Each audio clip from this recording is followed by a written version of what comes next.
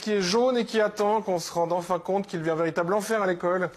C'est Jonathan qui vit un véritable enfer à l'école, comme un élève sur 10 en France. Si l'homme est un loup pour l'homme, Yann, on sait désormais que l'enfant n'est pas un louveteau pour l'enfant, mais plutôt un vrai petit fumier.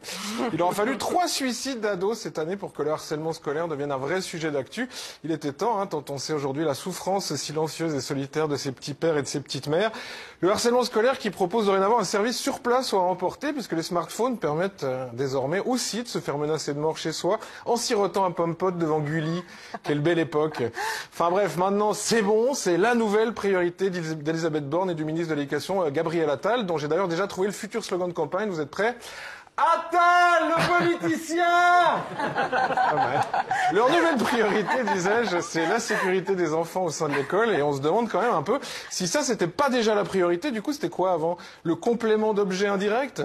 Mais bon, on va pas cracher dans la soupe, il se bouge enfin et c'est ce qui compte. Concrètement, ça donne un plan interministériel mais alors pas du tout présomptueux, sobrement intitulé 100% prévention, 100% détection, 100% solution.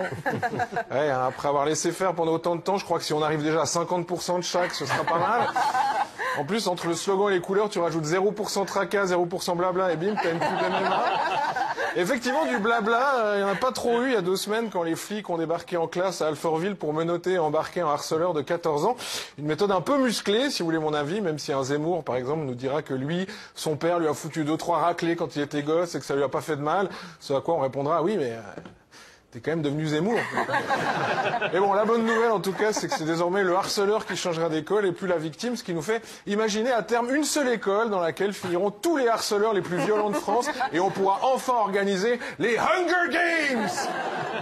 Autre nouveauté bienvenue, des cours d'empathie seront proposés aux enfants dès le plus jeune âge et même si le journal Le Point met en doute l'efficacité de ces formations, il y a fort à parier qu'apprendre aux enfants à devenir de meilleurs êtres humains à l'école, ça leur sera au moins aussi utile que le théorème de Pythagore. Surtout quand on sait, et ça c'est une exclue, que le prof ce sera lui. Vous l'avez? C'est Jean-Michel Empathie. Oh là. Sur cette bêtise, j'aimerais quand même finir avec un petit message pour les enfants harcelés et exclus parce qu'ils sont différents. Les copains, les copines, ne pensez jamais que c'est de votre faute et par-dessus tout, ne croyez jamais en l'image que vous renvoient vos harceleurs, que ce soit des chanteurs, des présidents, des actrices, des peintres, des milliardaires très étranges, voire dangereux, ou même Batman. Tous ont vécu ce que vous vivez actuellement et sont la preuve que personne n'est assez redoutable pour se mettre entre vous et ce que vous voulez être. Merci beaucoup Yann.